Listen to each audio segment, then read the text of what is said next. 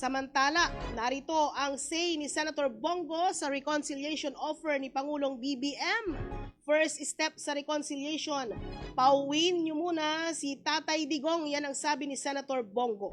Kung gusto raw ni Pangulong Bongbong Marcos na ipakita ang sinseridad na handa siyang makipag-ayos sa kampo ng mga Duterte, kailangan muna raw gumawa ito ng paraan ang administrasyon na ibalik si dating Pangulong Rodrigo Duterte sa Pilipinas. Ito ang sinabi ni Senator Bongo sa panayam sa kanya ng mga media nang bisitahin niya ang mga nasunugan ng mga residente sa Tondo, Manila ngayong araw ng Miyerkules o kahapon.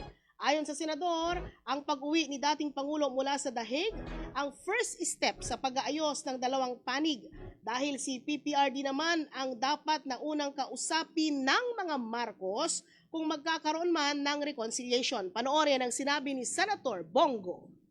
Importante rito yung sinseridad po ng bawat isa. Kung gusto niyo po ng reconciliation, pabalikin niyo muna si Tatay Digong. Siya naman po ang dapat kausapin. Siya yung Elder Duterte. At siya po yung nagserbisyo sa ating mga kababayan. Yung nakaraang 6 na taon, ginawa niya po ang lahat ng sakripisyo.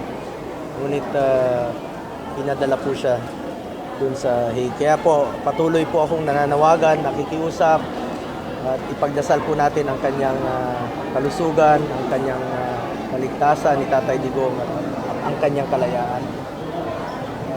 Importante rito sa pag-uusap na yan, kung sakali man merong pag-uusap. I cannot speak in behalf sa pamilya, no? But kung meron man po, bilang may personal position or may personal thought on this. Importante rito yung sinseridad. Dapat sincere ka sa pag-uusap. At unang hakbang dyan ay pauwiin si Tatay Digong. Kung kaya niyo pong ipadala sa loob ng 14 na oras si Tatay Digong, alam kong kaya niyo pong ipabalik rito sa lalong mabilis na panahon.